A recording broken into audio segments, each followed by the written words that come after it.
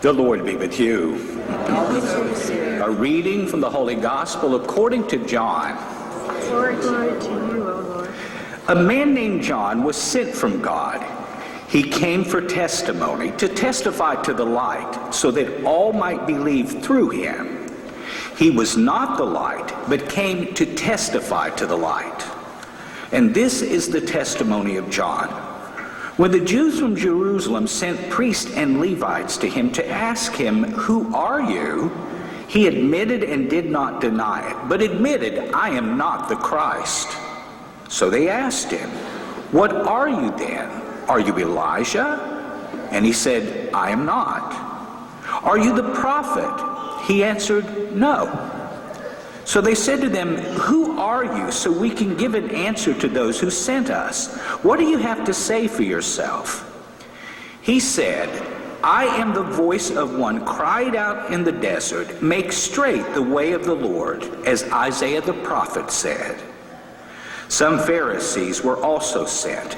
They asked him, "Why then do you baptize if you are not the Christ or Elijah or the prophet?" John answered them, "I baptize with water, but there is one among you whom you do not recognize, the one who is coming after me, whose sandal strap I am not worthy to untie." This happened in Bethany across the Jordan, where John was baptizing. The Gospel of the Lord.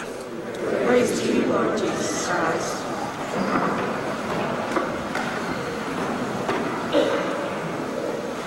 Well, good morning, everyone.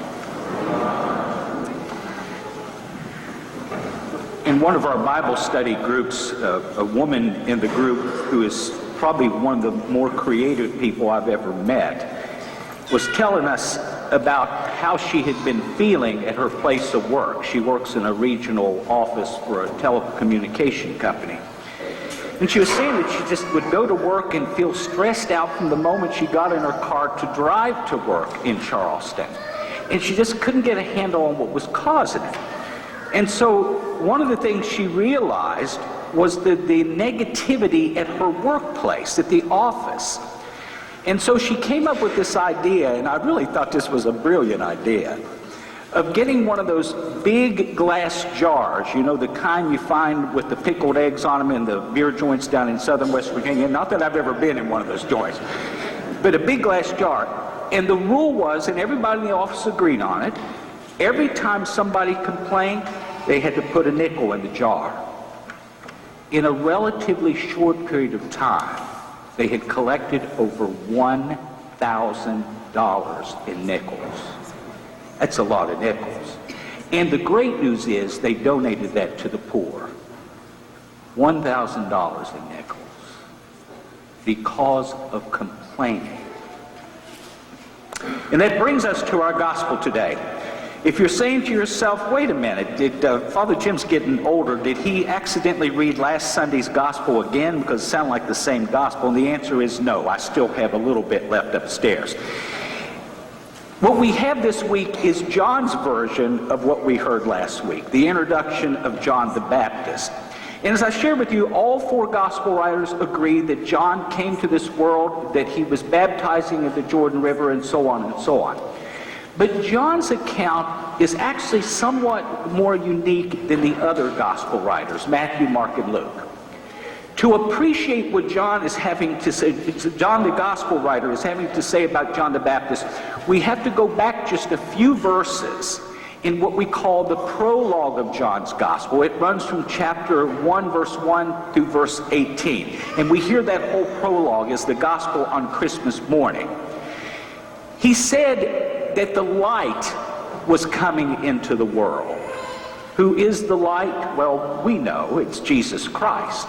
Jesus himself will proclaim himself in John chapter 9, verse 5, as the light of the world.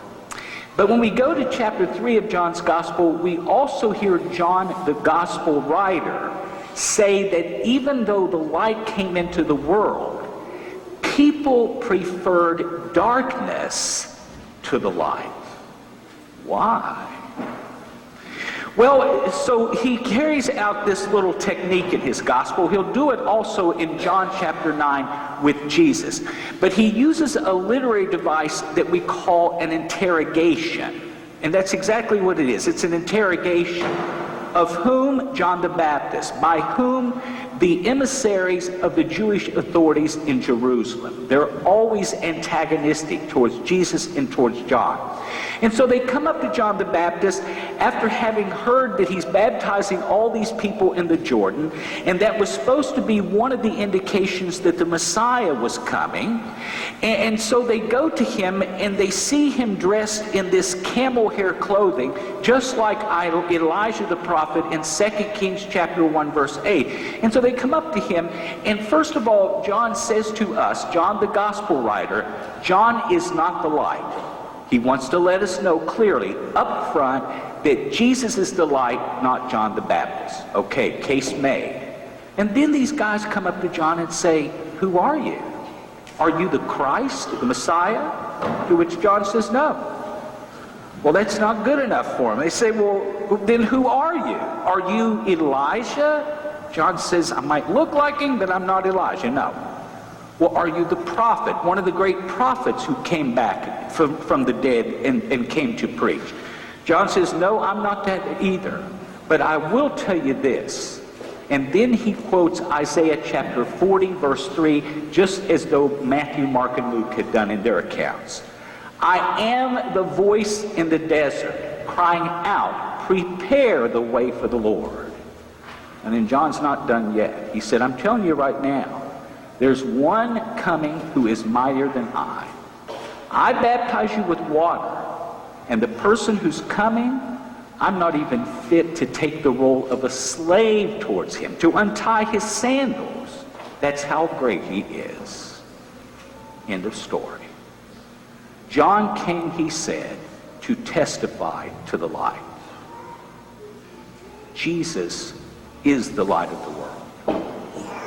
You know, in that beautiful story in John chapter 9, and we hear it every third week of Lent, a man born blind is brought to Jesus. And they say to Jesus, look, is it because this guy sinned or one of his relatives who sinned and this guy's paying the price for it? Jesus says nothing. He says, no, none of that. It's so that the glory of God could be revealed. And then he heals this man. And you come to realize in this gospel story, this very powerful story, that it's not just about the physical miracle that took place. Miracles are no big deal for Jesus. But it's the symbolic nature of this miracle. Because you see, in John's gospel, darkness is a metaphor that's used for lack of faith. Light, eyesight, is a metaphor used for true faith. And so when Jesus opens this guy, his eyes up, and he's been blind from birth, remember, it's another way of saying that he has come to faith in Jesus. Jesus gave him faith. Jesus gave him light because he is the light of the world. What does that have to do with us today? Light. We've got plenty of light in here. Thank the Lord for the sun out there as well. I want to speak about light in a more metaphorical sense because our world is shrouded in darkness. What do I mean by that? We live in a very arrogant society. Sarcasm, cynicism, lack of civility, rudeness, mean-spiritedness, you see all the time. And you don't even have to go to JCPenney's to catch it. It's everywhere. It's all over the place. And it really has brought a lot of us down. When did this darkness come into our society here in America? Are you ready for this? No surprises. The 1960s. What happened? We began focusing on self. Self-esteem, the exalted ego, became the focus. You know, for those of us who are dinosaurs, and it's only Rhonda Temple and myself, the rest of you are all kids, but we lived in an era when you spoke about someone, you spoke humbly and charitably. Mom always said, if you can't say something good about somebody, son, keep your mouth closed. That's how we lived back then. Mom would not tolerate gossip, mean-spiritedness in our speech. That's the way we were raised. But that's how most people were back then. And then came the 60s with focus on the self. Me, myself, and I. And so what I'm going to share with you from the outset, that's the basic root of our problem in our society. We become too entirely self-centered. But we also are bombarded constantly by negative imagery and speech. It's in the media, it's in our public discourse, and at all times. How do you demonstrate this? If you want to experience it, do what I did a few months ago. I was invited by the Palatine sisters to go to their convent over on Sutton Avenue to have lunch with them. It was the feast day of their founder, St. Vincent Pallotti. And as most of you know, I was raised up and taught by the Palatine sisters. I owe my vocation to the Palatines. And so I sat there and we had lunch. Lunch was brought in by St. Mary's Hospital. They feed them, and they actually have very good food over there. So we're sitting around eating and having conversation and small talk, and then I had to get back to work here. When I left the place, I found myself feeling a tremendous calm and peace. And being the scientist that I am, I had to ask myself, why? Did their holiness somehow rub off on me? Is that how holiness works? If I just rub up against somebody like yourself who's holy, I'll get holy myself? No. What happened to me was very simple. There was not one negative word said about the president, the weather, anything. Another sister, everything that came out of their mouths was kind and wholesome and good. We talked about their founder, St. Vincent Pallotti, and all the work that he had done for the poor, and so on and so on and so on. When I left them, I felt pure. I felt pure. It was a wonderful, peaceful feeling. And then I went back to work. And it's amazing how things change. It's coming at you all the time, my brothers and sisters. A couple of years ago, somebody said to me, "Hey, Father Jim, have you ever seen the TV show The Office?" How many of you have seen The Office? Raise your hand. You don't have to go to confession if you do. Okay. I don't have time to watch sitcoms, and quite honestly, the sitcoms that I viewed several years ago made me sick. They were full of mean-spirited speech, cynicism, pejorative language, put-downs of other characters, and so on. So they loaned me a DVD of one episode of The Office. I kept it in for about 3 minutes and got sick. Why? Bunch of very intelligent actors in this thing, and everything was about putting down the other person, picking on everything from the way they dressed, to the way they drank, to the way they acted, to their company and relationships. And I thought to myself, people watch this garbage? They enjoy this garbage? And the sad part about it, a lot of the one-liners in that thing get repeated when they turn off the television.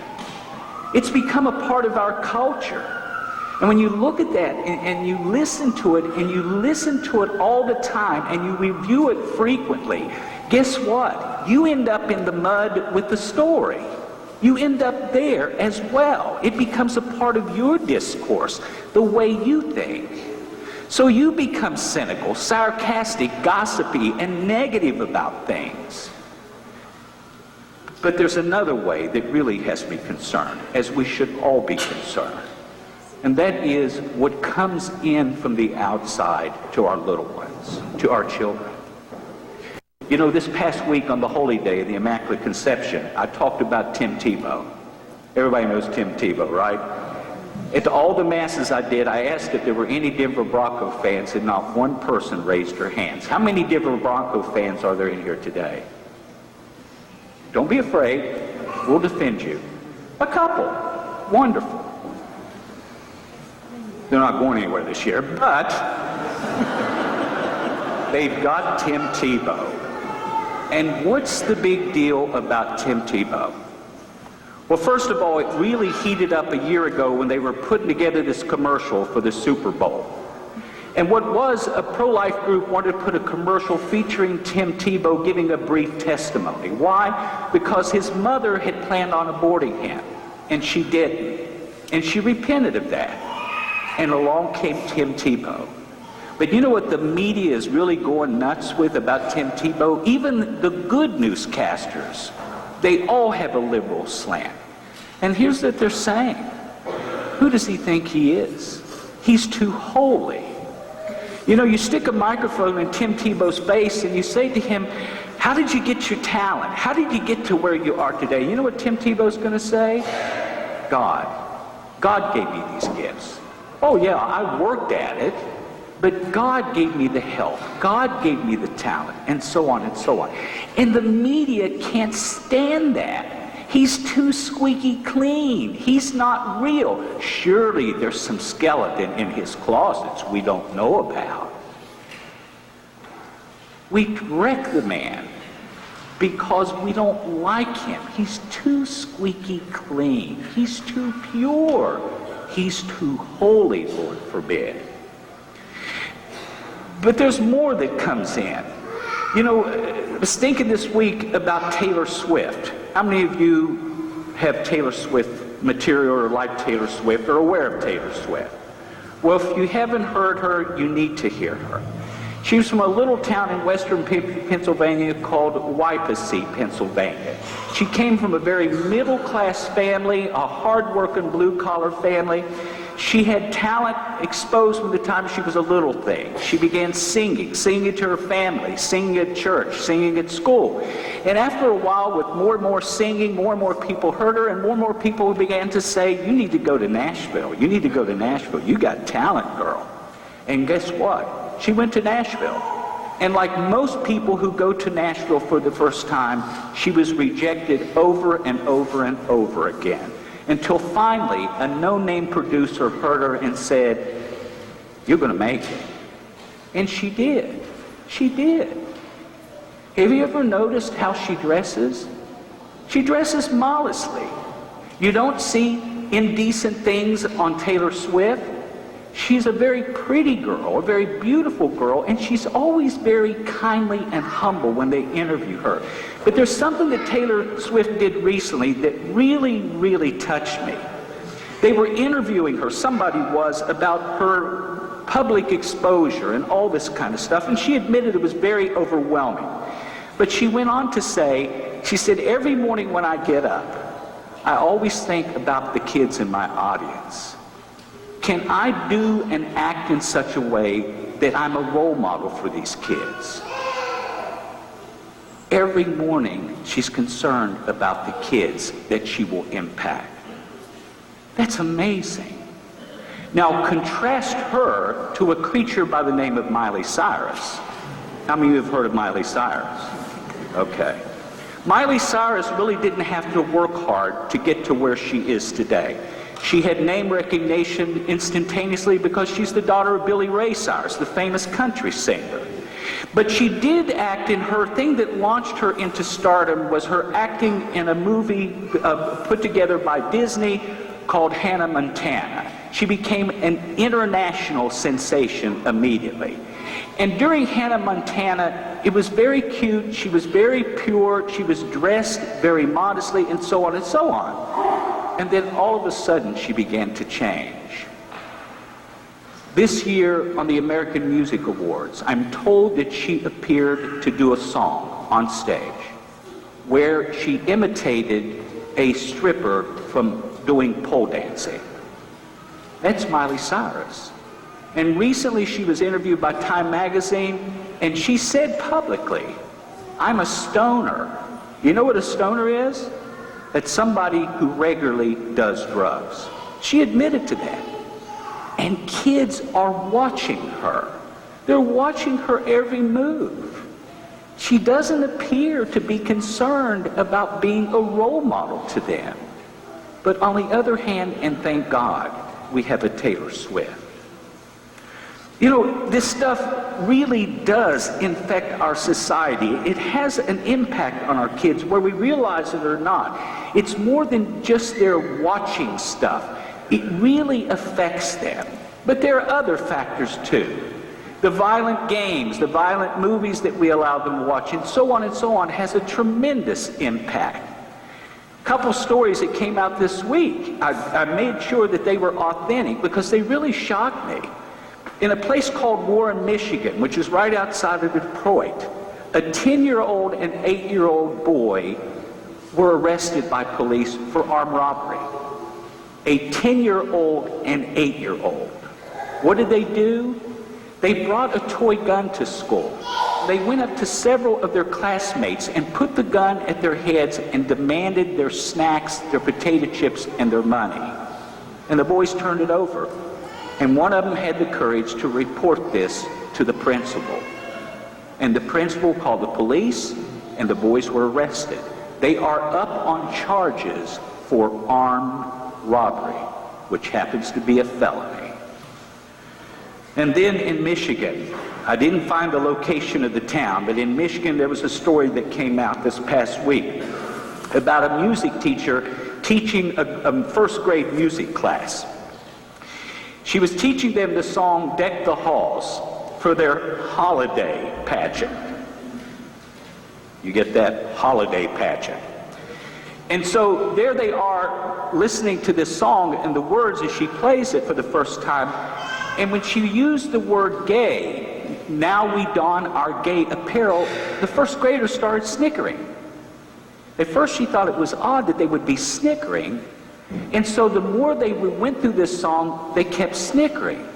And so she thought to herself, these kids are pretty wise. And so she rewrote the lyrics and said, "Now we don our bright apparel."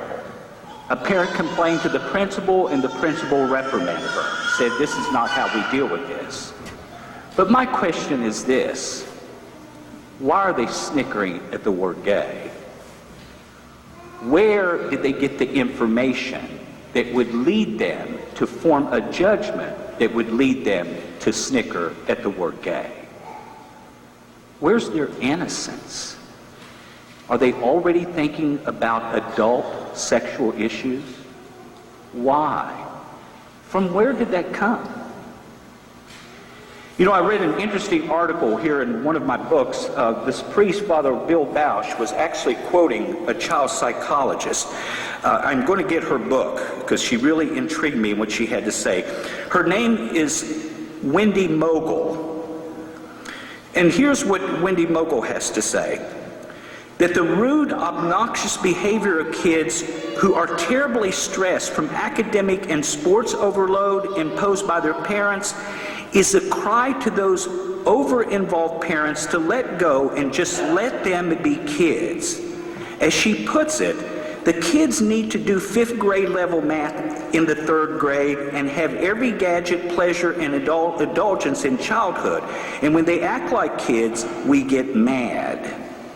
The article ends by commenting that raising less rude children may mean less pressure to achieve time with children and more time getting them to do the things they don't want to do, like having meals together, sitting up straight, making polite conversation, picking up after themselves, and respecting adults.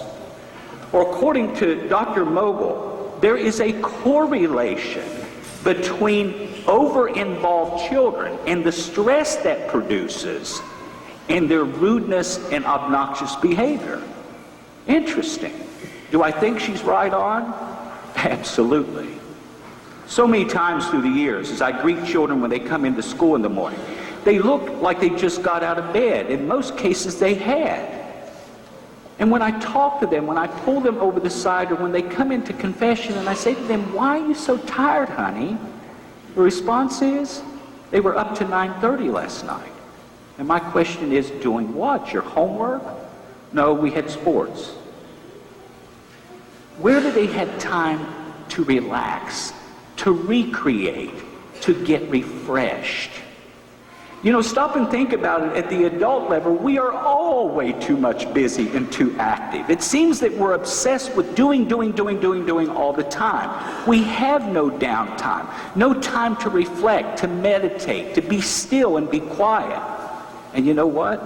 We need to ask the question why we can't be quiet with ourselves.